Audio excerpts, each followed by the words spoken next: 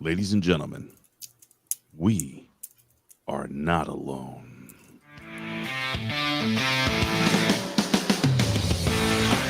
The A Show. Where smart is the new sexy. And now, April Hunter. Welcome, beautiful people. It's nice to see everybody here tonight. We have a very special guest, and Linda Martuch is here with us. She has been here before. And Ray, I'm going to hand it over to you. You already did the intro. No, you do it because you've got the Barry White voice. You do it properly. Fine. Yes. Ladies and gentlemen, Mm-hmm. she's an expert in the extraterrestrial things. Mm-hmm. Fourth dimension. I laugh at that. We may get into the fifth dimension. Yeah. I'm serious. I'm dead serious. Ladies and gentlemen, it is the one. It is the only Linda. I'm not going to try your last name. I'm going to mess it up. I have so many Italian friends, I'm going to say it the wrong way. Linda, thank you so much for joining us here on the A Show. Linda Martuch. Hey, you know what? Call me Linda Nada. Linda Nada. Hey, Linda Nada. How you doing? Remember Rosanna Deanna? Okay, I can be Linda Nada. Oh, it's so great to have you here. It is. Thank you. So before Ray was our co-host, Linda was on once before, and she was phenomenal. And I'm so happy to have what Colin you back. told me. Oh, maybe Yeah. Was Colin on the show? Because I think so. Yeah, I think so. well, she And it seems was- not to remember Colin unless she was abducted and her mind was No, I swiped. think he was here. I just don't. Yeah. Okay. Yeah. I don't remember You- what he looks like, but I you know would there was remember one person him. here, but I can't remember what he looks like. What's the redneck comedian that's out there? Which one? A very Um, famous one. Here's your sign. The that You know, guy. I was a redneck. What makes you a redneck? That guy. Anyway, that's Colin. That's awful. yeah. Yeah. But I'm very pleased to have you with us, Linda. Thank you. I've heard for those of you who are not yet familiar, you should be. I've heard Linda speak at least 3 times. She is fascinating and well educated. She has studied with Dr. Greer. She has several documentaries that she's part of and on her own. And she is an expert in the ET realm, contact, consciousness, remote viewing, all of the things that you guys have been asking for a while. Remote viewing. Are we going to talk about the cylinder where you can kind of? Oh my God, I'm so You excited. can ask if Oh you my guys God, have a so many question. The so Russian questions. thing. The Yes. Russian thing. Is that what you're Yes. talking about? The Kosorov mirrors. Oh, Where the my scientists God, got all that's- scared and Kosorov nervous. mirrors. Listen, that's a whole show in itself, but we can. All right, we got till can. 8:30 If sharp. we do Yep. Kosorev, we probably won't get to ET. So Linda wanted to do a thing where she comes on for a series because there's just so much to talk about. It's hard to cover it in one show. So we were thinking, let's just give her the floor to talk. And when she's ready to come back, hopefully in the next couple of weeks, we'll do part 2. So we get more than one part. Yeah. Yes. Oh, this is Yeah. fantastic. We're her testing ground for when she does her public speaking. This is amazing. I gotta get her hooked up with Billy Ray Valentine. I know. Who is Billy Ray Valentine? Oh, he is. Yeah, we'll fill you We'll in. tell you off air. He is There's the a- man. Backstory. Mhm. Yeah. Okay. All right. I'm So in. Linda, tell people a little bit more about who you are and what you feel free to start wherever you want to start, since Okay. we're not smart and you are. Oh, that's not true. You're That is smart. So, I am not. That is so not true. And actually, that's the reason why I wanted to come on your show, because you are smart and you have a smart audience. No, thank So I thought I could talk to these folks. Like they're going to get it. Yeah. So, We do have an exceptionally smart audience. Actually, we're very lucky with that. yeah. I think there's a reason for that. Is that my dinner bell? Oh, I'm sorry. That's my clock. Oh, okay. Oh, is it? I love You have that. an old school clock. I love it. Yes, it really did. In fact, that was my grandmother's clock. Oh, And it that's so chimes cool. it chimes the hour on an actual bell. Can you That's and- cool. can you communicate with the fifth dimension with that clock? Not with the clock. God damn it! All right. Oh, but what can you communicate with? Oh, wait, no. Okay, tell us. We want All to right. Okay, if we don't get started, we're never going to get anywhere. Let's do it. Okay, so I got into this like many people did. Started having experiences. And when I started having experiences, it just absolutely blew my mind. Just blew my mind. I was just at the end of my rope, actually. And I wouldn't have believed a lot of what happened, except that many times I would have the dogs with me and they would react. So I figured I needed to get to the bottom of it. And little by little, I was kind of chipping away at things. And one night I was on the internet, Googling just stuff. And Dr. Greer's disclosure witness testimony stuff came up on, and it kept coming up. And I thought, well, darn it. I mean, I guess I'm going to have to look at this because no matter where I was searching, those videos kept coming up. All right. So in hindsight and retrospect, because I wasn't Googling UFOs and I wasn't Googling saucers or any of that, in retrospect, there was probably a reason for it. So I just kind of dove in head first and set out to kind of solve my dilemma, and went and kept going. And what I discovered was what I did was I pretty rapidly went through a progression, and it was a progression of first, what are these things? What am I seeing? What's happening to me? What's going on? And then when I got as much of a grip as you can, then I started asking the next questions. And like Dr. Greer says, focusing on the lights in the sky is like going to the Academy Awards and just looking at the limos. The point is not the craft. The point's what's inside the craft. And then the point is consciousness. And that's a really, really, really big subject. But I thought we might start, depending on what the audience wants, and please ask questions. I thought we might start with who and what is extraterrestrials, nice. And what and what do they want? All right.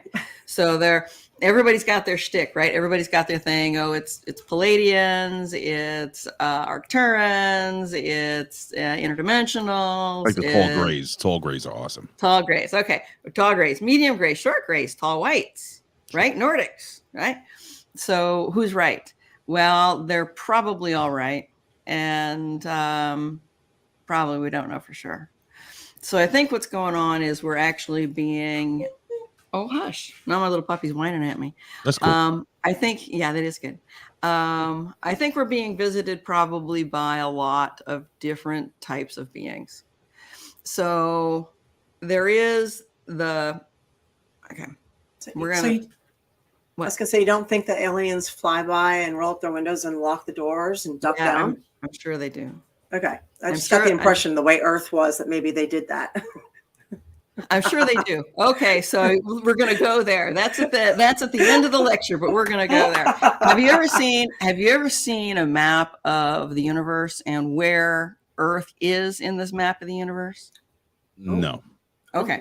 There's a video out there. It's called Laniakea. Laniakea. Laniakea. And it's a video of the shape of our entire universe, our entire known universe, what the shape is, and where all the things in it are traveling. And what I want you to know is we're in a backwater. We're in a backwater. And I think we're in a backwater for a good reason. Okay, so we're like the rednecks of the solar system. I think it's worse than that. I think it's worse than that, April. Oh, I wouldn't be surprised. I mean, look, if we're the smartest, I don't think they gets. We see people driving around with masks in their car by themselves. There's no hope. I don't think they want us. I don't think they want us mixing with the nice folks. You know what I mean? Okay. No, I'm serious. Get to the back of the bus. Okay. Are there aliens in Area 51? I really don't know, but I kind of suspect not. Because not anymore, probably. Whatever you see in the news, you can be pretty certain that's not the case. Now, Right Pat would be a good guess. Right Patterson, that would be a good guess. But anyway, so we're in a backwater, and I think we're in a backwater for a really good reason.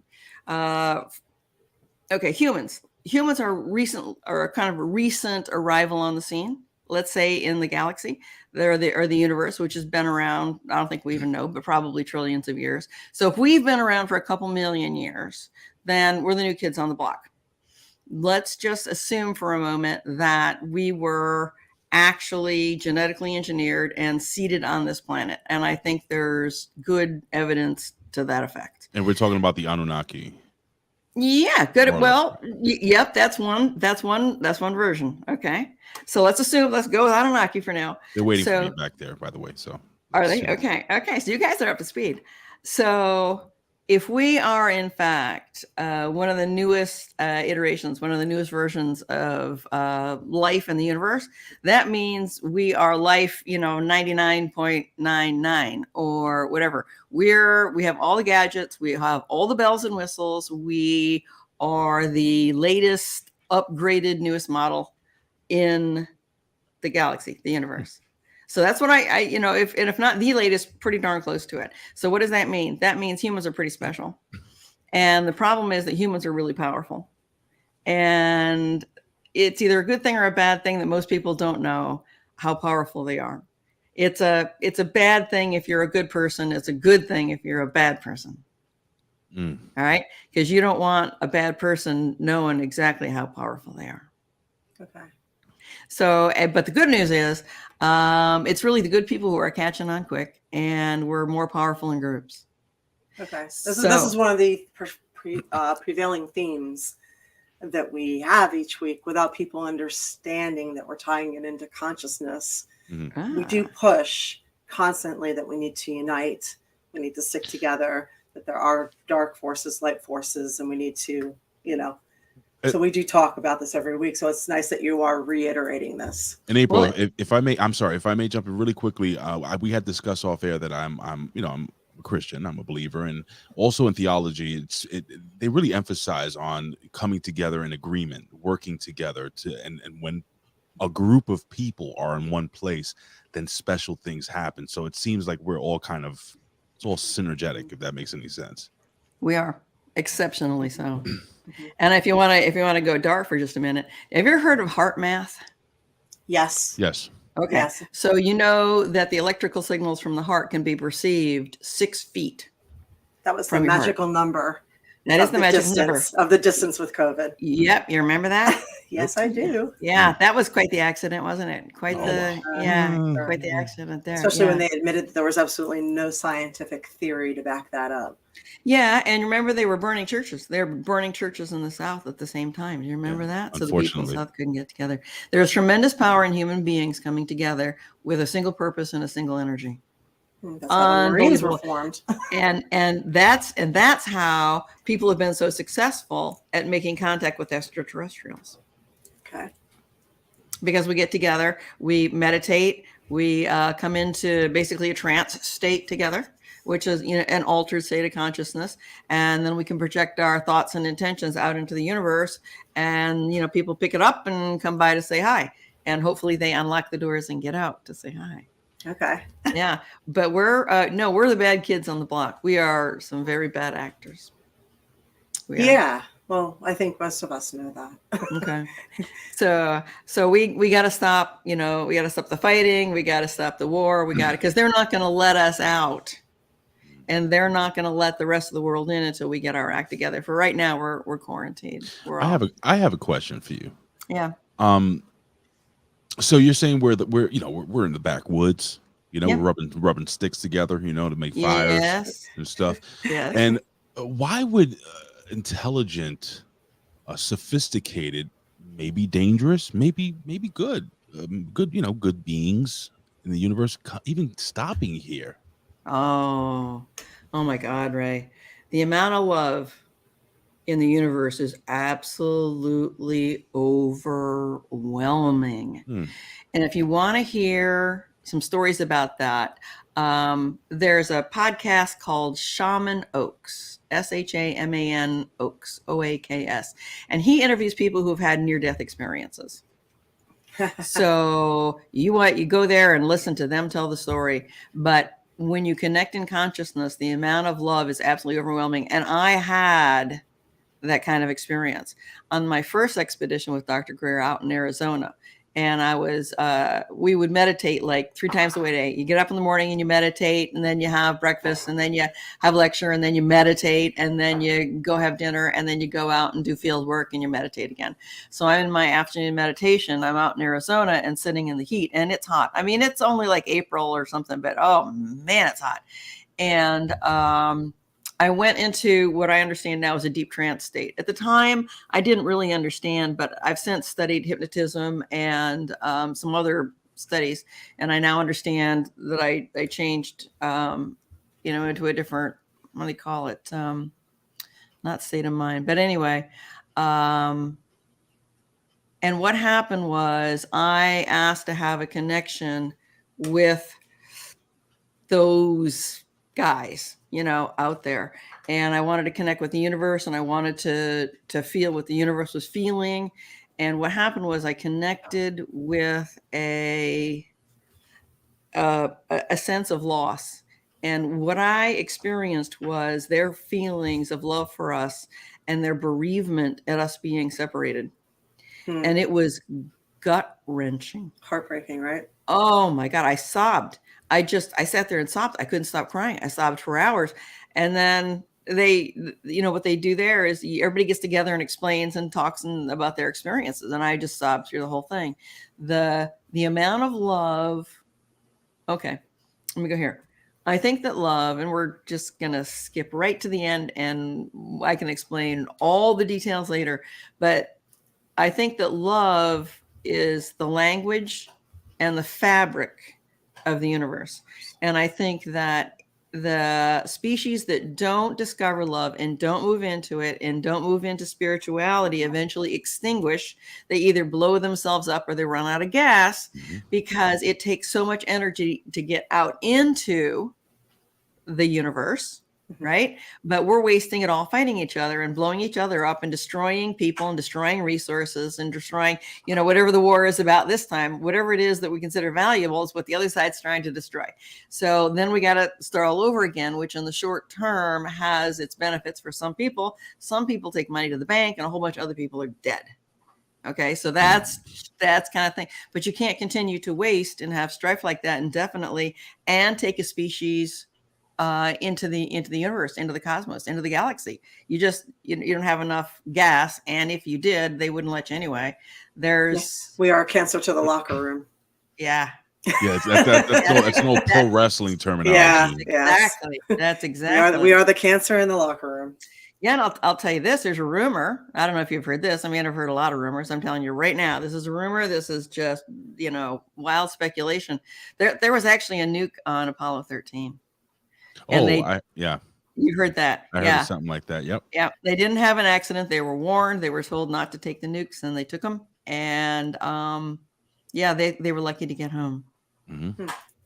And they say it was because they wanted to put a nuke. The backstory is supposed to be they wanted to put a nuke on the moon to impress the Russians. I'm not so sure. I think they were taking the nuke to the moon to nuke some people. Well, I got to jump in real quick because the moon is so fascinating to me. Yeah. Because number one, I'm not going to get deep into this. Do I believe in the moon landing? No, I don't honestly think that what America saw was what happened. We may have gotten there. I think we may have already been there well before that was publicized. It's just my opinion. But with that being said, the things that they saw there, maybe scared the living hell out of us here in the United States. What do you think there, Linda? I think we did go to the moon. I think the potential exists that we were on the moon before the Apollo shots. Don't know for sure. I think that they had the whole Stanley Kubrick thing is really fascinating. Isn't that fun?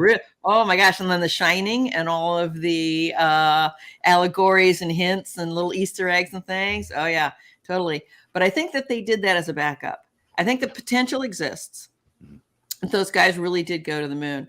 And what I've always wondered about is, they set them up for that photo op, at the end of when they came back, and the looks on their faces was just, I mean, those guys looked like somebody ran over their puppy. Yeah. And what in the world caused that reaction for them to look that way? I mean, they were heroes, right? That's the thing that still, I just, did they see aliens and were told not to say anything? I don't think that would cause that look. I think I think I don't know. All I know is I can't come to. I can't get settled with those looks on their faces, and I don't know what that is. But yeah.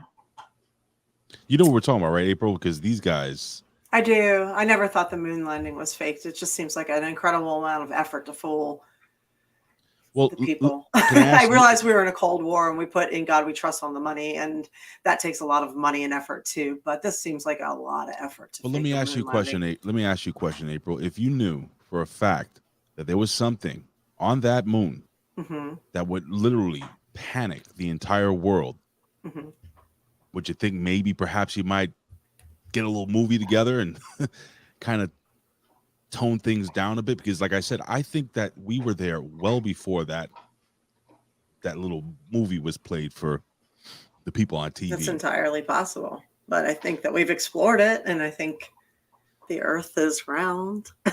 Oh no, that I believe. That. Yeah. I mean, I think we're not crazy. I think they might have seen evidence that the humans were there, that we were there already, because they certainly already had antigrav. I mean, antigrav was developed and not perfected, but certainly the problem was solved in like the 50s, the 40s or the 50s. And so they've had a lot of time to work on it, and they've had a lot of recovered craft as well. In Dr. Greer's last thing from Washington, D.C. at the press club, he claims that the military and or other factions are in possession of at least 120 recovered extraterrestrial craft. 120. 120, that's what he said. And from what I understand from hearing you speak earlier, they're using privatized companies to reverse engineer these, like Boeing and different companies. Yeah. Well, you can understand how that would have happened. Now, for anybody who wants to know more about that, I would recommend a book, The Day After Roswell. It was written by Philip Corso, Colonel Philip Corso. Roswell. Can you hear my dog chewing on that bone? Oh yeah. Can you? Yeah. Oh, jeez. No. Hold on. We're used to it. April has like 20 dogs, and they're always chewing and barking and occasionally passing gas. It's amazing. So, fine. I have my wife. She yells at me, "Right, out the garbage." Yeah. I'm podcasting, Jen. Yeah, we're a very casual podcast. Yeah, it's not. Cool. It's not very formal. Okay. Cool. I'm glad. She's a little puppy. So anyway, by the way, AB Twitch just jumped in with a quick question here. How could it be faked? Well, yeah. Well, you got to look at Stanley Kubrick, and if you really want to know, let me see. There's a podcast, Jay Widener, and he used to be at Gaia, and he actually produced. Who's the creator? Corey Good and David Wilcox. But he's not there anymore, and neither are they. And but he is a bit of an expert on Stanley Kubrick and the reverse projection screens that they used at the time, which was high technology at the time, to make it look like they were landing on the moon. But the technology has progressed so far in the film industry that you can look at it now and see exactly how they do it. And he points it out, and it's very, very compelling. So what they did was I'm guessing this is my conjecture. They sent the guys up, but they had all this stuff as background to splice in, right? In case the signal dropped or those guys got in trouble, right. Or, Godzilla comes over the hill to eat them, right? Then they got, that's what I think happened. They got B-roll. They got B-roll is what B-roll. They got. Yeah. Big Wig 28 jumps in and says, read an article on the moon landing. Right. Gave two answers. It says to fake it would require thousands of people to keep quiet. If they really did, why didn't anyone get cancer? Did they pass through the Van Allen belt? Easy for me to say.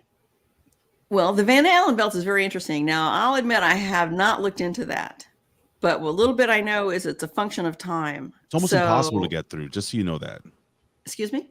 From what I understand, the Van Allen, why can't I say the name? Van Allen belt is literally or almost impossible for a human to get through.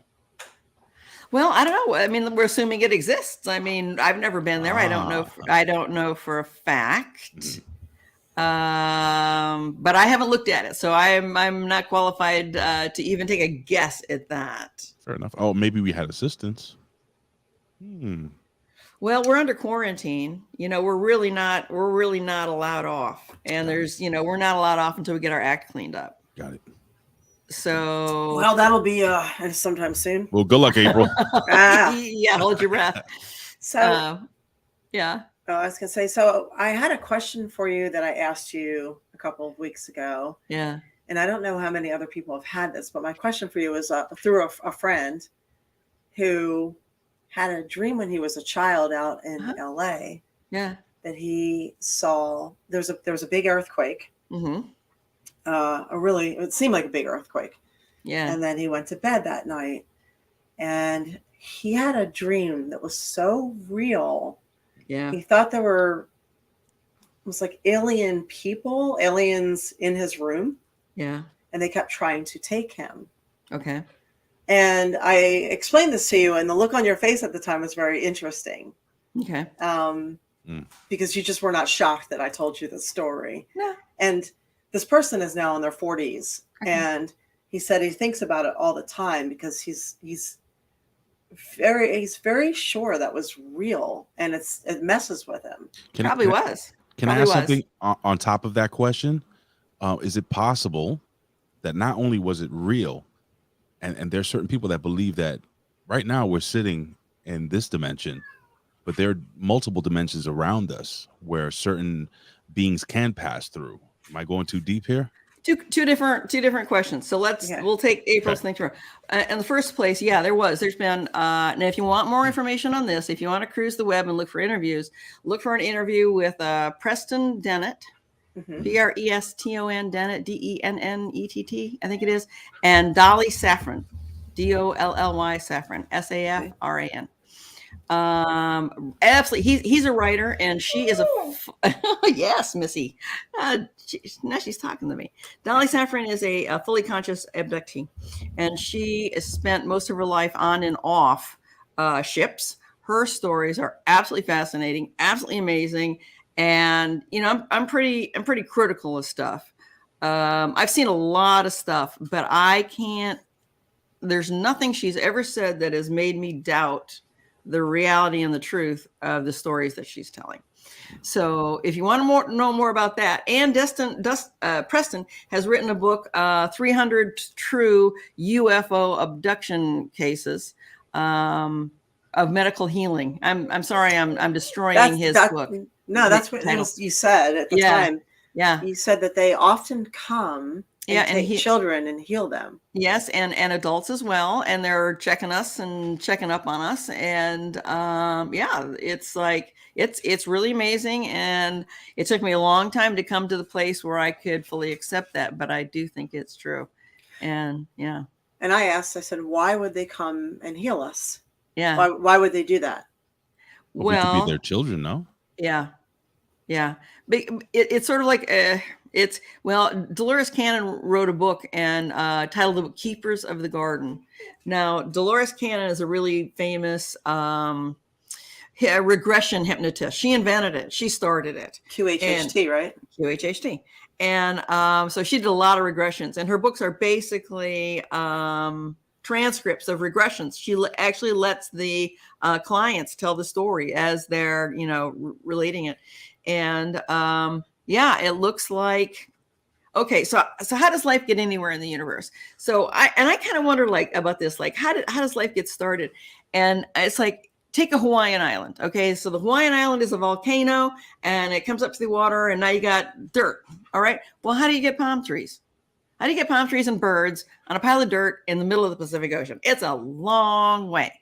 Well, the coconut floats, the birds maybe get flown by a hurricane or something like that. But generally, the stuff that's there was brought in by boats, that's brought in by ships. Okay, so the life comes, somebody brings it, right? So how did life get here? I understand it's a bit of a conundrum in terms of the timescales, in terms of how life evolved here. And I think that the time scales don't add up correctly now. I didn't bone up on that, and I'm not qualified to speak about it. But in my mind, yeah, Anunnaki or not, don't know, can't hang my hat on that. But I'm pretty darn certain that what happens is they do genetic stuff and they do it all over the universe. And a lot of people that are abducted agreed to it before they incarnated into these bodies. And part of the reason is for the genetic material so that they can take it to other, seed other planets and begin other life in other places. Life isn't that easy to come by. And yeah, I say that, but there's probably at least like 200 billion planets in our galaxy alone that can support life. So, but still, there's a lot of empty space. You say that, and it's like, oh my God, it's chock full. It's hard to get a relationship for how much empty space is out there. But that's what they do. Some of them, they just go around and they, do genetic and tinker a little bit and do this and combine that and then take it someplace else and start some more. And I think it's a survival mechanism. It's a survival tactic for the universe itself. Life has to be created, and how are you going to do that? And it has to be spread, and it's a big cataclysmic space. How's it going to get done? So that might explain how scientists have allegedly recently discovered some alien DNA in humans. Sorry. Have they really? Okay. I don't know. Shocker there. I had not realized. I think there's probably a bunch of people wandering around this planet that have alien DNA. That's my guess. Yeah, Superman, duh. Yeah. That explains why I've never fit in. Ugh, I get it now. I get it now. No, that's common. It's common. Yeah. Well, that could be souls that incarnated from a different type of life. Okay, so how do you get into the meat suit, right? So let's just assume for a second that incarnation is real and that there's an essence inside of you, which I have a theory. Mm-hmm. Okay, so this is way out beyond the end of the twig. Okay. I believe that our souls are actually plasma, that our entity, our being is actually plasma, because we right here, physical, hard, 3D, we're atomic matter. We got a nucleus and some electrons and protons spinning around, and that's atomic matter. That's what we see and we think is hard physical matter. Yeah. Mm-hmm. Okay. That's less than 1/10 of 1% of everything that makes up the universe. Well, wait a minute. Back up. 1/10 of 1% of everything that makes up the universe. Okay. So what is the other 99.99% of stuff? What is it? It's plasma. All right. Now I'm going to blow your mind. Okay. Between the Earth and the moon, there are 2 plasma clouds. Now, plasma is electrons and protons, but no nucleus, no atom. All right. So it's very, very diffuse and very, very hard to see. There are 2 clouds. I think they're at the L4 and L5. Basically, they're gravitational balance points between the Earth and the moon. So they don't get pulled by the moon. They don't get pulled by the Earth. And they're one's a little to the right and one's a little to the left. Okay. So these things are each 9 times the size of the Earth. And they were seen once by this guy a long time ago. And then it took him like 30 years before anybody could ever see him again. That's how diffuse they are. All right. That's plasma. All right. Plasma comes in a lot of forms, hot plasma and cold plasma. Hot plasma is like lightning, that kind of stuff. And ball lightning. Ooh, ball lightning. Really interesting. So anyway, the plasma out in space, probably cold plasma. It may actually have structures within it that, what are you doing? Shush. That are like cells and membranes and perhaps even DNA. But we can't see it because it's so diffuse, or we can't see it because we're so tiny.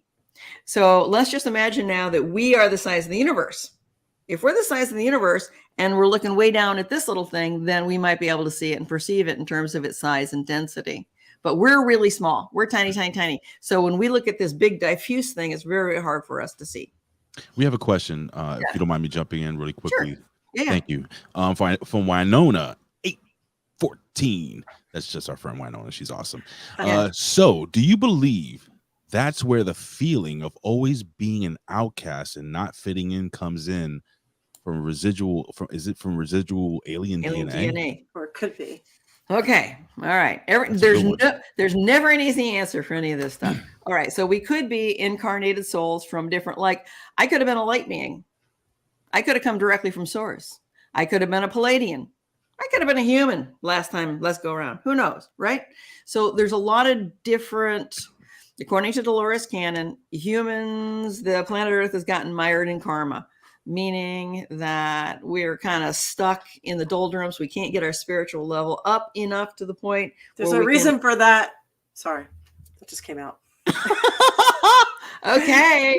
All right. You know. So anyway, yeah. So we could. It's possible, right? So it's, if we came directly from source, maybe our little plasma, bit that is us, the truly us that goes back when we're done. But yeah, it would be hard to adapt. If you were a human and you'd been here time and time again, you'd probably be, pretty solid, like, oh, got this nailed, right? But if you came from another existence and you dropped into your human life, you might have some resistance to the whole program because it's a tough go. All right. So yeah, if you've never really understood it, if you've never really, I'm laughing because that dog is chewing that bony ass. Like, oh my God, she picks now.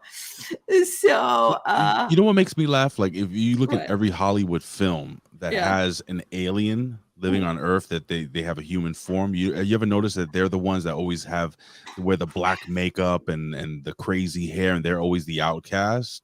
okay. Hollywood for me is always, and I know this is a whole different thing, but Hollywood kind of is like the TV to the world. It's kind of telling us what's really Ahead of time. happening. Sometimes, yeah, like The a predictive programming. Yep. Yep. That type of thing. And Yeah, as Eva's saying, resident alien. exactly. Okay, So, I got don't a know. question. I got a question for you. Oh, you have a question. I got a question for you. For me. What was the first alien type movie? I got a question for everybody, and then I'm going to tell you why I asked. What was the first alien type movie that you remember seeing? What was your first experience with watching alien stories play out on the big screen? What was that movie? Star Wars. For you, it was Star Wars. For me, it was. It's between E.T. and first. What's the movie of the third kind or fourth kind? Close Close Encounters. Close Encounter. I think Close Encounters I saw before E.T. Yeah. Yeah. Okay, so now the audience has their time to recall. So there's a lot of factions, Resident Alien, okay? There's a lot of factions that say there are no bad ETs, and then there's factions that say, yeah, they're pretty much here to eat our lunch, right? Right. That almost breaks straight down the line of what was your first alien movie. If you saw Star Wars, E.T., Close Encounters, or my favorite Martian, that was a TV show. I love that Way show. before you've seen that. Of course. I'm an Okay. old soul. You have no idea. Yeah. Yeah. The little gimmicks used to come out from his top of his head. Yeah. I remember that. Yeah. So you're into it. If that was your first experience, you're into it. If your first experience was like Independence Day or Alien, that's it. You're scared. You're scared to death. What is it you call it? The print came down. The imprint came down, and there you are. Independence Day. Oof. That, my friends, District 9. that, my friends, is subliminal. And so much of what we do and think and this life is subliminal. It's really subliminal. Thought and action is a very, very interesting subject. Very interesting. Very, And so very interesting. people are typing in So, Lost in so Space, Close Encounter, Star Wars, The Lost Blob, in Space, Danger, Will Robinson, Aliens, the Blob. I saw the Star Blob. Trek. I saw the Blob. Oh my God, that did scare me. I'm I was wrong. Day the Earth Stood Still. Man, Alien, watching Alien. Oh my God, Check this freaked out. me out so bad. I'm Yeah, me wrong. too. My first love for this type of aliens and space and everything was a TV show called Buck Rogers. Oh my God, yeah. You saw Buck Rogers? You're not old enough to know Buck Rogers. You must have seen it on like Nick at Night or something. I am almost 50. That's not old enough for Buck Rogers. I am old enough for Buck. They had a great They show. replayed Twiggy. it though on Beady, beady, UHF beady. or Replays. something. Beady, beady, beady. Replays. Oh Okay. no, Buck. Beady, beady, beady. Twilight Zone, yeah. Yeah, Twilight Zone. Ooh, that's a good one. That's a good one. Yeah. So anyway, so that'll give you some idea. So if there's anybody out there whose very first movie was like scary, but you still think aliens are cool and good. Weigh in. Oh yeah, I think aliens. I are want to hear awesome. from somebody who had a first experience of was crazy scary movie, but still thinks aliens are cool. So Buster Crab's a good. That's really old. Yeah, we got Sorry. some people that have their old souls. They're not necessarily old, like me. Yeah, But, they're you watching know, old TV shows. yeah. Actually, I think Buster Crab was movies. I don't think Buster Crab was even TV. I think that was even before there was TV. Nick at Night saved my life as a kid. I love it. Mighty Morphin Power Rangers. Hey, that counts. Yeah. That's okay. a good one. Mighty Morphin Power Yeah. Rangers, like Absolutely. it. And don't forget Yeah. He-Man. He-Man was an alien, technically. He-Man Yeah. was an alien. Actually, yeah. This is And Skeletor. He-Man. They were on an alien planet, and the mother actually crashed on Eternia from Earth. Superman was an alien, technically. So he was actually part human. Yeah. Oh wait, He-Man was half human, half Eternian. Right. Interesting. Yeah. Yes, Superman's a good one. Superman's good. Yeah, Superman's an alien. That never occurred to me. Now there's this big thing out there like ETs need to come save us. Okay. So ETs need to come down here and save us from the mess we've made. And maybe that comes from Superman. I always wondered where that theme came from and why people are so heavily invested in that theme. And maybe it was Superman. Somebody's asking, does Teletubbies count? I don't know. They're alien to me, I'll tell you that. Good question, though. Good question. Yeah. So one of the things that you had said when I saw you speak last, is you stood up and you said you're noticing a lot of stuff happening right now with aliens, with in the news. In the news, government stuff, all of this right now. Yeah. And you spoke about a polar shift. Yeah. And you talked about that, and then you kind of tied it in all together, like what's happening, current events, what's actually happening. Why are we seeing it now? Yeah.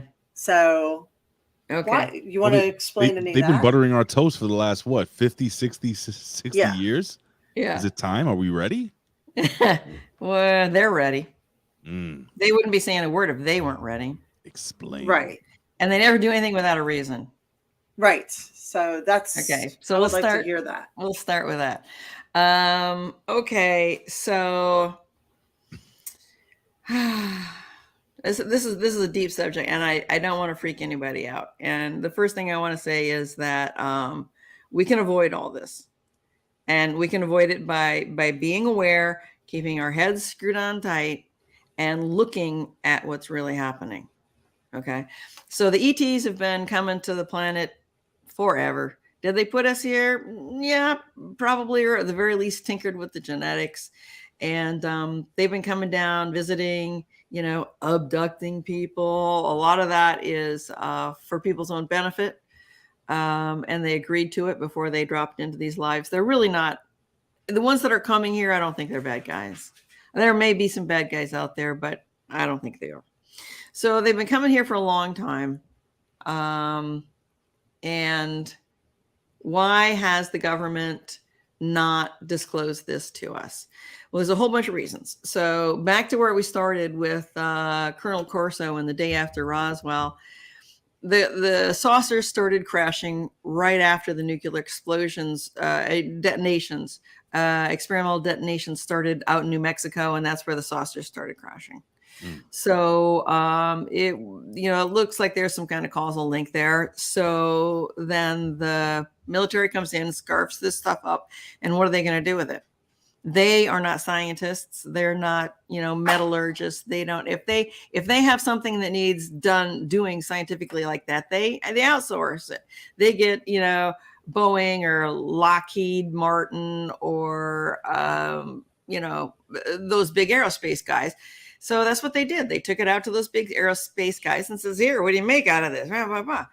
So those guys do the best they can, and they give some of the technology back to the government or the military or whoever brought it into them.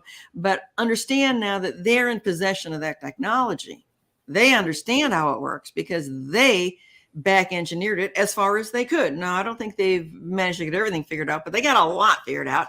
And frankly, the Germans, I'll avoid the N word, the Germans solved gravitics right before the end of the war. And the de-glock, the bell, that's that's real. That's a real thing. And it might not just have been in a gravity. It might have been a time machine as well. Okay, so there's a big rabbit hole. Having said all that, so now this stuff exists, and saucers keep crashing, and they keep reverse engineering technology. And it goes so far as my understanding is that we are actually trading with extraterrestrial civilizations. And so they give us technology, we fool with it, and they're not so good with creativity, so we will actually adapt it and trade it back for something else again, their same stuff, trading it back. So is that why our technology has, like, in the last 25 years taken just, off, like, exponentially gone like you ain't seen nothing yet, honey. Well, I also ain't seen nothing yet. Just wait. The government is probably about 40 years ahead of what we already have. 40, in our probably hands. 70. I agree. Yeah. At least. So, okay. So here's the deal. Oh God, this is so complicated. The world is run. People always talk about they, like they're running the world. They're doing this. They're doing that. Right. Well, the world is run by separate but grouped cabals of multinational, multi-generational people who, push the big chess pieces around. So there's military, there's governmental, there's medical, pharmaceutical, there's media, there's what else? I forget. Anyway, the military industrial complex has outsourced all this technology to these aerospace companies, but the aerospace companies still kept the technology. So what do you think they're going to do? They're just going to sit on it and do nothing? No, they're going to experiment with it. But now it doesn't belong to the government anymore because the government didn't pay them to do the rest of the experiments. They did it on their own dime. So now it belongs to them and they can do whatever they want to with it. That's a crap load of power. And it's worth a lot of money. So somebody with a crap load of money could be possibly using this for ulterior purposes. And the scuttlebutt is, and Dr. Greer comes right out and says this, and he was talking about it at the last thing in DC, is that there is a faction operating illegally within the U.S.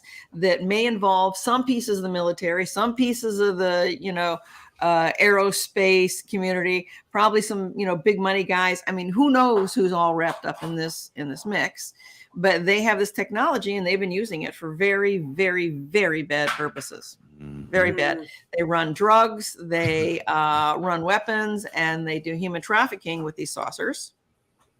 And I had heard a story many, many, many years ago that there was a person who lived in the, the greater out west, like Wyoming or someplace like that, that was a sheep farmer, but this person lived near where those craft would come and go, and she would see the craft coming and going all the time. And she's never come out. And so I don't want, I mean, not like I'm going to blow it, but so it's been going on for a very long time. And these factions are not good people, and they're not under control. Okay. So that's one faction. Okay. Got that? Faction, big money, big technology. Now we go to next faction, government and financial. They got a problem. They got a really, really big problem because there's too many people and not enough money, because they've been taking all the money all this time and doing other things with it. There is $21 trillion missing out of the federal government. And I think the study was done, 5, 6, 7 years ago. If you want to know about that, look up Catherine Austin Fitts. Are you talking about the physical gold? No, I'm talking about money missing from the budget. Just $21 trillion just evaporated out of our federal. Yeah, isn't that the federal government just disappeared? But they hired a bajillion IRS agents. Welcome to New York. Bother you. Happens here all the time. Yes, it's gone. And this was discovered by Michigan State University. There was, Catherine didn't have the resources to do this. Some accounting professor at Michigan State University said, this is interesting, took his grad students, put the students on it. I think it took him years, literally, to comb through all of the budgets for all of the governmental agencies. And there was $21 trillion completely unaccounted for. Well, maybe they lost it. You can buy a lot of hot dogs for $21 trillion. Just saying. Maybe they left it in the other wallet. You can buy hookers for that amount of money. So sure, they built the domes, the deep underground military bases. We know that because of the stock in the elevator companies and the mining companies, the drilling companies went up so high, and I think it was the 70s. So that's when they started building the domes. So yeah, some of it went underground, but not all of it. And there's a dividend. There's a bunch of money missing. But that's a little aside. Okay, so our government is broke. Our government isn't just broke; it's completely insolvent. It's completely upside down. There's no way to save it. They have taken and all of the money that we give them. I think that more than half of everything, every dime we pay into the federal government now goes just to pay the interest on the debt, just the interest on the debt, and they have to borrow more and more and more and more and more and more every year. Okay, so they're out of money and way out of money.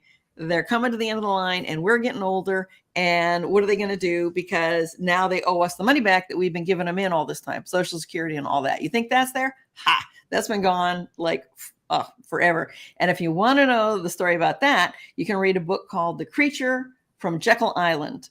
And it's all about the Federal Reserve and all about the banking system. It's like 500-600 pages. And okay, so if you want to know about that part, go read The Creature from Jekyll Island. Okay. So anyway, so now you've got a problem where the government, we are now a problem to our government. We're a serious problem to our government because they honestly don't have the money, and they're losing the ability to borrow money. And the Chinese are, kind of like, not so much anymore. And the dollar's left is losing, pretty much lost its reserve status. There is no more petrodollar. So those guys are seriously up a creek. Seriously. So what are they going to do when they cannot produce any money? And there's all these people in America going like, hey, it's time for us all to retire. The boomers are, so what are you going to do? Well, okay. So that's another support. All right. Now there's another place we're going to go. And I know this is really complicated and there's a lot of legs to it. But when you get situations like this, they're almost always the result of multiple big supports. If just one of these things existed and the rest didn't, we probably wouldn't be traveling down this path, but we are. So what happens is the Earth is a very cataclysmic place, and it looks like the Earth goes through a really, really difficult period every 12,000 years. This is roughly, I'm rounding. Like and the if flood. you want, yeah, well, it's a lot worse than a flood. So if you want to know about that, you can look to Randall Carlson. You can look to Suspicious Observers. That's a YouTube channel. Ben Davidson is his name. You can look to Doug Vogt at Diehold Foundation. And they all tell slightly different versions, but what they all agree on, because the geology agrees, is that about every 12,000 years, there is a worldwide catastrophic event. And by catastrophic, I mean, let me tell you that every single human being on this planet today is a descendant from 30 fertile females. The human genome at one point narrowed down so small that there were only 30 fertile females on this planet that survived, and everybody on this planet today is a descendant of those 30 women. So we're all related. We are related. We are one. We are one. We are very, very related. Is this the Father Abraham? What is it? Conspiracy theory? I don't know anything about any Father Abraham. Yeah, but I can tell you that I spent time with Randall Carlson. I've spent 3 weeks with Randall Carlson traveling around the country and looking at the geology because I couldn't believe it when I first heard this stuff. I'm like, you got to be nuts. Oh, and Michael Steinbacher in Electrical Universe. You can look at that stuff too. So, I looked at all this stuff and then I still didn't believe it. Just like with the ETs, I looked at the stuff online. I couldn't believe it. I'm like, okay, I got to go, and that's why I wound up going to the expeditions with Dr. Greer.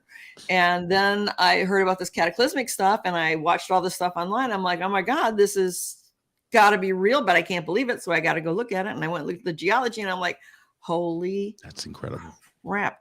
And I happen to be able to, so I fish and I was very lucky. My dad was in the sport fishing field. Mm. So I got to fish all over the world. And I was fishing streams and rivers and coastal waters. And I know what water looks like when it interacts. I know what land looks like when water interacts with it. I know what a cut bank is. I know what a cut bank is. Trust me. All right. And I know what a ripple and a stream ripple looks like, because I've seen them, because I fish trout all over the world. Right. I know what these things look like. So I'm standing there, and cut banks could be, a really big one might be 15, 30, feet high. But normally they're, a foot or two for a little stream or creek, something like that. And I'm standing out in Eastern Washington with Randall Carlson, and I'm standing at the foot of Soap Lake and looking at the topography, and I'm just like ready to fall. I can't believe it. And, Randall looks at me and he says, "What do you think?" I said, "Randall, that's one hell of a cut bank." And he looked at me and he said, "You got it." And what that means is that it was cut very fast. That was a lot of really fast moving water. That was no millions of years of a little trickle of water doing that, not in a sheer cliff like that. That's massive.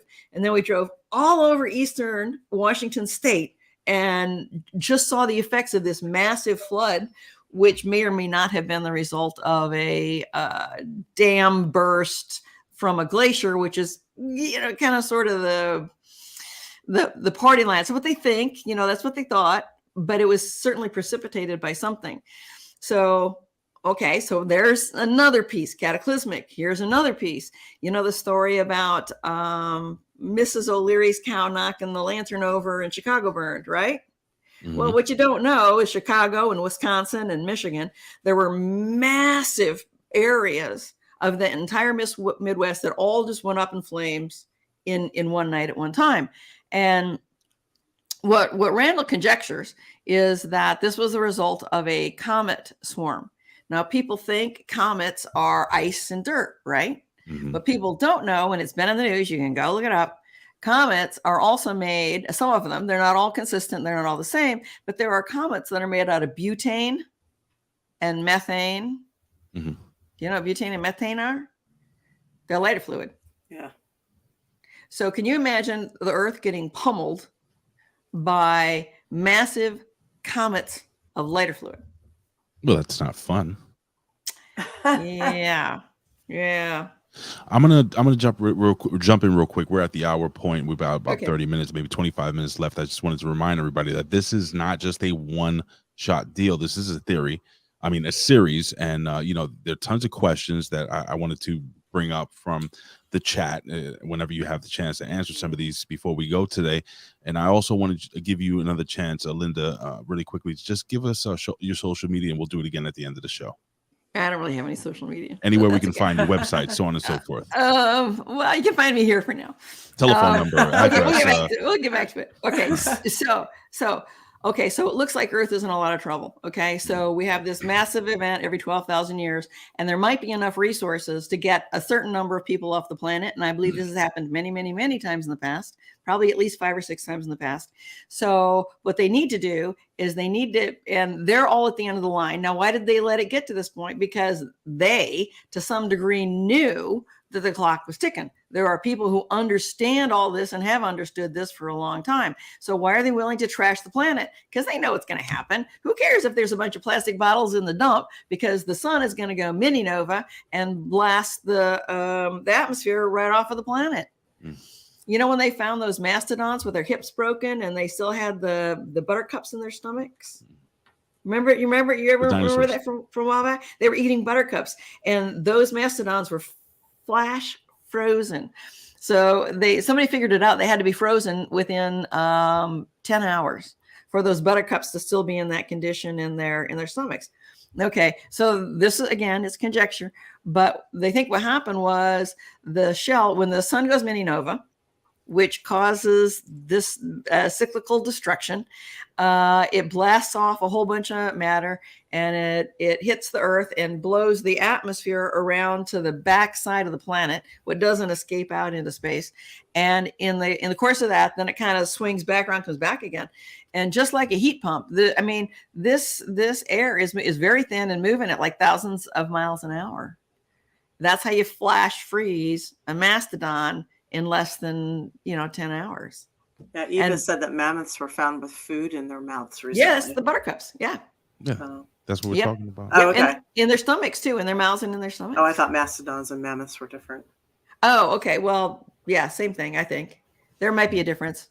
Sorry if I got that wrong. Mastodon sounds like a cool dinosaur. I get what you're Great talking big- about, April. It does, right? I don't know. Great big old elephant. Great big old elephant. Yeah, right. Big It's elephant. a big elephant, big. So anyway, so now everybody's like really depressed and ready to go out and slit their throats. So No, I am ready to go out and party. I'm like 1999. I'm like, Yeah. I'm gonna buy that dress anyway. Fuck it. Yeah. well, listen, they can't tell us, right? Because that's what's going to happen. Nobody's showing up for work. You know what I mean? Right. Nobody's going to work. Nobody's going to work. Okay, so here's the saving grace. Now, I've been trying to think of a way out of this ever since I learned this and was like, oh my God, you know, and I started putting all this stuff together. So where's all the money going? They're trying to get humans off the planet. And the cause for the sun going mini nova is what's called the galactic current sheet. And it's coming from the center of the galaxy. So it's like you have to get a long ways away. You really just can't get out of our little area of the galaxy. You either have to get way behind this current sheet or way ahead of it. And so I think they're using the technology. I think that's part of where the money went. And they're trying to get some people far enough away. And they're trying to run out the clock on the rest of us. And they know that at some point it's going to go kaboom and nobody hears a problem anymore. Having said that, okay, the people who survive, supposedly, the story is the ETs are going to come back and pick up the people who've survived Here on Earth. here on Earth. Interesting. Otherwise known as rapture. I don't know. I don't know nothing. I don't know nothing about rapture, but I'm pretty certain this has happened time and time and time again. And I'm pretty certain this accounts for the fact that you hear stories about human ETs, that there are ETs, people walking around on the planet that are 100% off planet, but they're here and you can't tell the difference. What I think is, since this happens like every 12,000 years, I think, you know, that accounts for Atlantis, Lemuria, blah, blah, blah. And when this stuff hits, I mean, the continents are like pinballing around, you know, volcanoes, tsunamis, it's like, you name it. But supposedly the people who survive, the ETs come back and get them. And wait for it.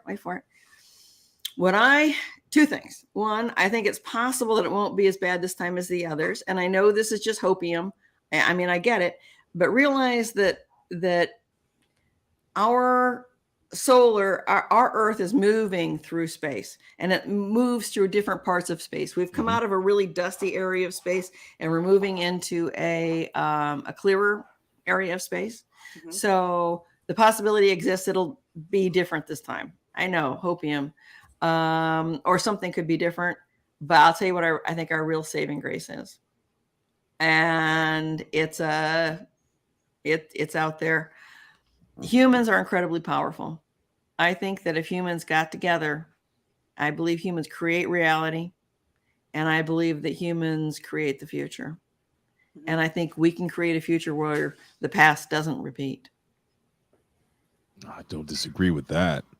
So that brings me to a bunch of questions I have, and I know we don't have much time. So I've just written down a couple of things. And like I said, I know we have a very short amount of time left. Yeah, so go for it. I've written down pole shifts and magnetics. I've written down how is this all tied in. I know you know a lot about the Federal Reserve and what's going on with the digital currency, and all of this is all tied in.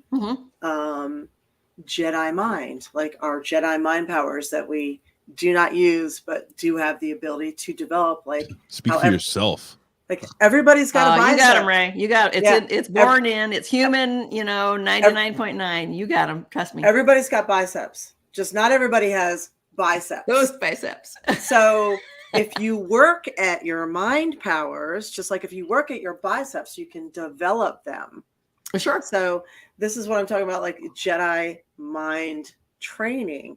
These things can make you more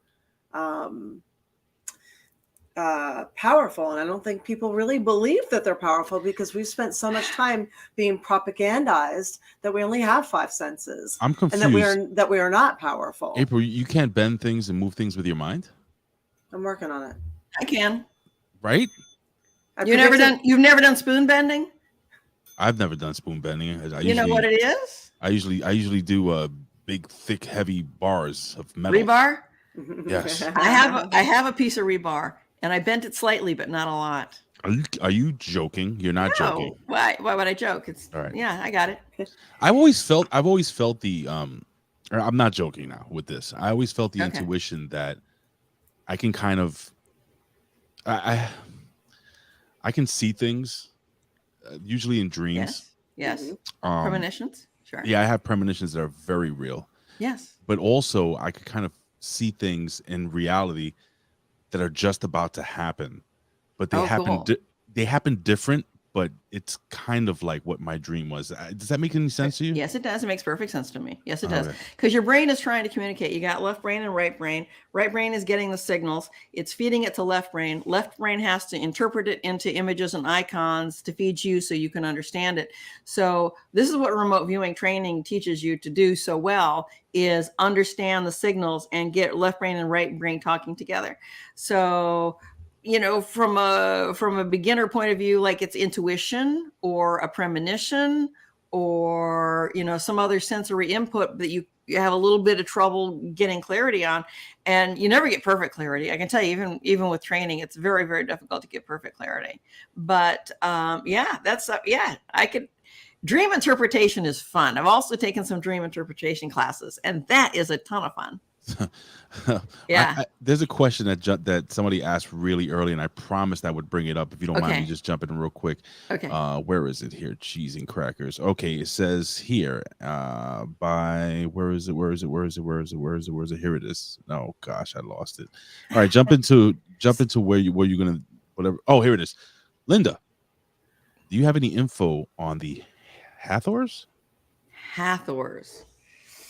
Oh no. And that's Hathors. That's ancient Egypt. Are they like I believe it's ancient Egyptian. Egyptian? No, I don't. I never really got into the ancient Egyptian things. I almost went to Egypt last year with a group that is very experienced, and I wound up not going. But I never really got into the Egypt thing, but the pyramids are very interesting. Mhm. And Randall Carlson gets into that. He's the geology guy.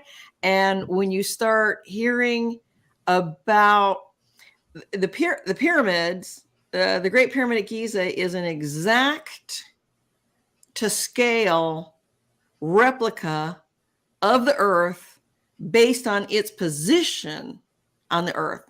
So to me, what that says is they're resonators.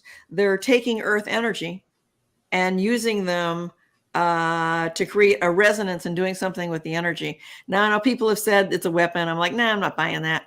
And some of I think it's either Dolores Cannon or maybe the Raw channelings, talks about how they were used to initiate priests. And I think it gives them a real, like a mystical experience that's beyond mystical experiences. Mm-hmm. And I know some lady who was in the Great Pyramid, and they did the chanting and the humming, and she said she was in outer space. She was just in a completely different galaxy. She just left her body and went. And I think that's what the pyramids are all about. I'm going to jump in real quick you're not going to answer this question now because we don't have enough time. Okay. But I've always been interested in the power of gold. And how important it was, especially to the Egyptians, and how important it has been throughout society. Do you have any? Well, maybe you can just touch on it really quickly, because gold has always been interesting to me, and why extraterrestrial beings, for some reason, maybe do they power their vehicles with gold? Does gold have special powers? Is there something about this metal? I know nothing about gold. But I do know that the ETs have been coming down and mining something that is, or used to anyway, that's very close to the surface, and they do it out west. And I can't quite decide if it's like salt-based or gypsum-based or what it is, but apparently they take it and they compress it until it really, really, really, really hard until it's like clear, and it's like a clear painted glass, and somehow they use these things to power the craft. Diamonds? And but that's pieced together. It's conjecture. It's pieced together from, I hear this here and I hear that there and I hear this here, and I'm just like, the wheels are spinning and trying to plug the pieces in together. So yeah, I don't know if it's true, but I think so. When you come back on, I'm definitely we're definitely gonna talk about that that multi-dimensional travel. I don't know if you're proficient in or familiar with much of that. I have looked at it, so I can tell you what I can make out of it. Mm-hmm. And we'll save it. We'll save it for next time, because that's a rabbit hole. Dip your finger in the pool, see if it's warm enough. Well, yeah, of course there's dimensions. Of course there's dimensions. Dimensions are a function, I think, of resonance and frequency. And so when something is vibrating, okay, you look at the ceiling fan and the ceiling fan is not running and you can see the blades. Then you turn the ceiling fan on really fast and the blades are spinning and you can't see the blades anymore. Yeah. Mm-hmm. So that's just a basic, it's like, are the blades there or are they not there? Because you can't see them. Well, you can't see them, but they are there, but they're vibrating at a different frequency. Right. That's a very low level layman's kind of way of looking at it. Time is another dimension. All right. So then you got to figure that. So I don't believe in time. Oh, time is really interesting. Time is not linear. Right. I should have said that way. I don't believe time is linear. I believe the past is now, and now is the past, and the future has already happened. It's like some weird thought process I have about time. Well, and then you get into retrocausality. Now that's really I don't know what that is. That's where when something happens today, that means something in the past has to happen or had to happen. Is that deja vu? No. That's not deja vu. No, I actually experienced this. I experienced this, but that's going to take a lot of explaining. All right. That's kind of like the healing technique. So when you go to a theta healer and they try to heal you and heal your DNA from your past issues too, like say you have an unhealthy issue with food, you tend to overeat. So you go to a theta healer and the theta healer realizes that in your past you've been starved. So when you see food, you latch onto it and you still have that innate genetic drive towards food. So they heal it. So once they heal it in one dimension and in one genetic entity, it goes back over the time and heals it permanently. Yeah, I don't know. I mean, I've definitely done hypnotherapy. I'm very good friends with a hypnotherapist, and he's taught me a ton of tricks. But about the genetics. Okay, so this is, you got 2-3 minutes for genetics? Oh yeah. Yeah. Okay, all right. When we drop into these bodies are a miracle. These bodies are just a miracle. Aren't they cool? Oh my God. But to get that's cool, man. Thank you, April. That was we perfect. all have our weird tricks. That was perfect.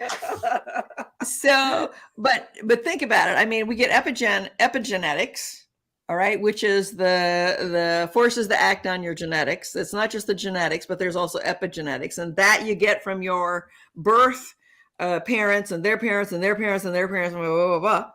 So you've got this massive melange, and then you've got astrology. So it does matter where you're born, what time, where the planets are, and what's going on. Okay. Then you have your chakras, the energy signature of your body, which makes sense. You mean it's magnetic. You got all kinds of stuff moving around. You got liquids moving around. You got, electrical signals moving around. So you got all this. And then you have the specific architecture of any individual body. All right. So April, you have magnificent architecture. Yeah. Yeah. It's all right. Right, April? Yeah. Huh? It's all right. It's worked for me. Yeah. But anyway, when you think about it, it's all those things. Now realize that your soul, your essence, your, I call it your plasma soul, is inhabiting this body that also incorporates the complexity of all of these different things. And we're living in a electromagnetic soup, right? And the food you eat. so I don't think that genetics rules the roost. And that's why I'm like, genetic testing, whatever, right? And I think they've come out now and said that just if you have the gene, it's like it's like 1% of the people with that gene. Yeah, it's like ridiculous. Your habits matter more than your genetics. So here's my theory. We're going right off the end of the twig again. I don't think your genes control what happens in your body. I think your body, your thoughts, your energy actually change your genes. Yes. I think your genes, I think they've got exactly backwards, and your body affects your genes don't affect your body. And this is I can't agree with you more. Yeah. And this is why, so now we spoke about earlier love, right? Oh, and this is, we're going to save this conversation for the next show, because love, now I always like to use this example of how powerful love is. You ever hear those stories of those moms that are driving alone and the car's about to go off a cliff and they have to save their baby, and the love that they have in their heart for their child gives them the strength to grab that car and pull it off the cliff, and they don't know how the hell they were able to do it. Or that father who all of a sudden, I don't know if you've seen videos like this, his intuition just gives him the ability, like Spider-Man, to just grab the baby as the baby's falling off of the table. I've seen my niece do that. That was nuts. And I'm sitting right next to her when it happened. And I was like, I was like, what? Yeah. Oh, yeah. So humans are amazing. Love, and again, as a Christian, I believe that God is love, and love is the most important and powerful thing.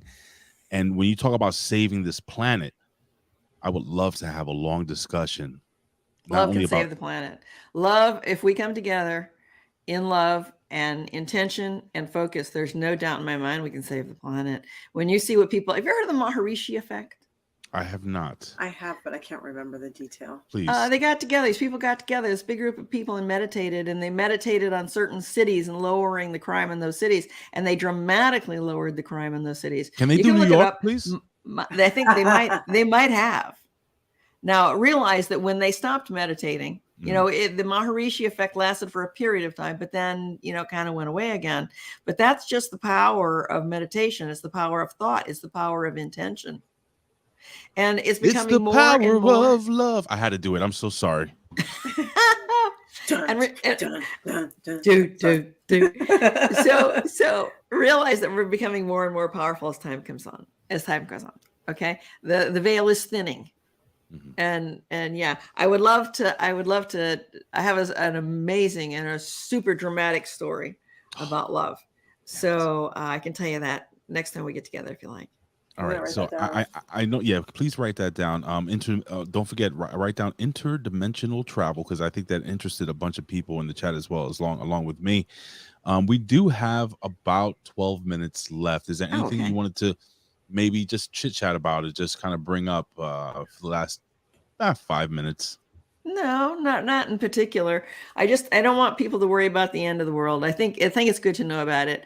I think it is good to prepare. And you might want to consider finding some high ground, and because there could be tsunamis, probably volcanoes. What will happen is the crust will kind of delaminate from underneath, and the continents, U.S. might split in two. I'm ready to go. But this is what scares me about this. I hope it just hits my house. I'm good with it. You know something? I'm ready to go. I have lived my life. If I die, don't say that, April. No, Stop it. I don't care. Then who's going to do the podcast with me? Linda? The ETs are coming for me. I'm out of here. Somebody do it. Yeah. I'm probably with you. I'm okay to die. I just don't want it to hurt. Like, it would be ideal. Somebody's like, boom, done. Freeze me. Yep. I'm all right with it. See, this is what concerns me about this day and age, and the youth, especially the young people right now, who have no idea about what it is, as my friend Ben says, to chop wood and carry water. I can I can safely say that so long, and thanks for the fish. I grew up doing survival camp, and if I needed to get up into the woods and make myself a fire and kill something and make a shelter, I can probably figure out how to do it, because I've done it in the past. These kids nowadays, if my son was out there, how many drops of bleach does it take to clean a gallon of water? Let's go. One. Let's go. Let's go. How One. many? Drops like 12 or something. No. Exactly. How long do you let it sit? Half an hour. Yeah, I would say an hour or half hour, an hour, something Exactly. like Thank you. Okay. Yeah. Nobody young asked him that question, though, did they? What's kindling? that. Well, the Kindling kindling, that's the little branches. pieces of wood. Hey, you know what? My thing is start a fire with one match. But okay, so here's the thing. All right, I'm Right. going to make it worse now till they Yes. freak everybody out. Oh, great. This 12,000 year thing, right? You think it's going to happen just like boom out of the blue, just all of a sudden? Probably not. That we'll probably get a CME out of the sun. It'll probably knock out all of our power well before it really gets bad. And when the power's gone, think about it, there's no gas, there's no food, there's no water, there's no nothing, honey. There's Yeah. So and these it's are just, what all the preppers keep warning us Well, about. once Yeah. you get to that point, once you see all the lights go out and not coming back on, that's when I think you should start heading up to the mountains. it's probably because- going to be a little No, late man, at that that's point. when you head to Walmart and start raiding that place. And then you head up to the Costco. mountains. You hit Costco pretty hard. They're And doing you that better now. you better be in front of the pack, okay? You better be the first guy in the door. Right? So yeah, no, but anyway, so that's why just another reason why the population needs to be Prepared, Prepared? ready. Thinned out. well, Where are that's we going why with that one? that's why the people in charge think there need to be fewer people. There do need to be fewer people. That's why they created the vaccine. Well, there's gonna be COVID. fewer people anyway, because population's on decline. Yes. Well, But then again, that's the that's a banker's story for nightmare another because then you have deflation and then they're really in trouble. And Right. so it's like no matter which way they go now, they're totally screwed. yeah, learn how to camp. Go camping.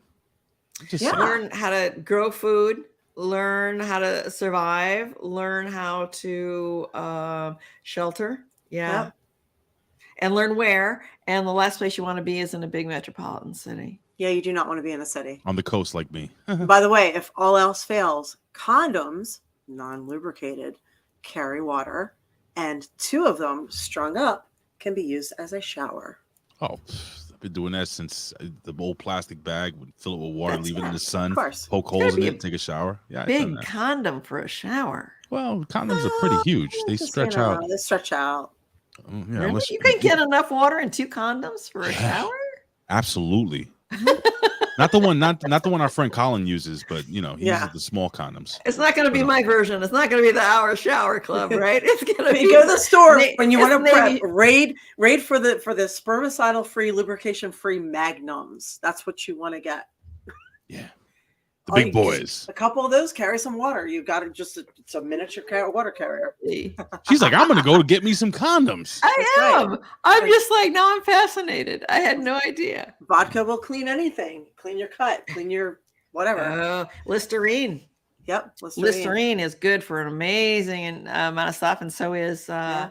what is it? Hydrogen peroxide is also very, very good for a lot of stuff. And baking Yeah. soda. I don't. If the electric goes down, the number one thing that I don't think people. Well, there's 2 things I think people are not going to take into account. Yeah. One is there's going to be a lot of cuts because you're going to be using your hands more. You're going to Mhm. walk into things more because it's dark. There's going to be a lot of contusions and scrapes and cuts and Sure. falls. Yep. So that's something that needs to be thought about. Yep. I've actually spent a lot of time thinking about this. Secondly, salt. You're going to be without electricity. You're going to be without some food. Salt preserves food, A. B, if you're sweating, that's going to be what lets you survive is salt. Mm-hmm. You need it. Interesting. Yeah. Salt water, a little bit of salt water. Get You get don't want to drink salt water. Yeah, a no. little bit of salt. Yeah, you just straight up salt. Get the salt, the iodized Yeah. salt. Yeah. You eat salt, April? Yeah. Salt's good. I eat a lot of salt. Yeah, me too. Well, I eat that's- salt. I put full fat cream, Mhm. full fat dairy cream in my Yep. coffee. I cook with butter. Mhm. I eat What? red meat. Yep. What are you? Me too. What are you, a human? I eat bread. I just try to do less of it, but Right. I Yeah. eat real food, just less of it. I don't believe you. Yeah. Show your muscles. Okay, I believe you now. I guess I And can I've been start. doing it that way for a long time. Yeah. I guess. I mean, I guess. Am I skinny? No, but I'm healthy. You're very healthy. so is You're there, is, definitely not fat. no, she's. April, you don't feel fat, do you? You're not. No, but I would never. I No. would never go. I don't like dairy free. I would not do low fat anything it's because horrible it's for you. processed. Oh, it's Yeah. horrible I don't for you. like It's all sugar. packaged foods. Yeah, Sugar's so, horrible. And yeah. seed oils, awful. So I do like seeds though. Yeah. Seeds are Pumpkin delicious. seeds. Yeah. Well, But I anyway, guess I wanted to. So we Speaking will of cover seeds. some of those things on the next time you come out Okay. on the show, Okay. and also how people can learn to recognize the propaganda, why all of this is happening now, with Yeah. the polar shift, what's actually going on, Okay. how to develop our Jedi mind trick, how mind stuff, how all of this is tied in and with all the current events that's going on. Mhm. We got a year into the stuff here, girl. Yes, we So this is do. gonna I be know. the four-part series We coming do. Yeah. So to the A I show. look forward to you being able to tell us some more. Well, good. I'm very happy to do that, and I hope we can get to some of the audience questions next time. But there's so much to tell, and so little time.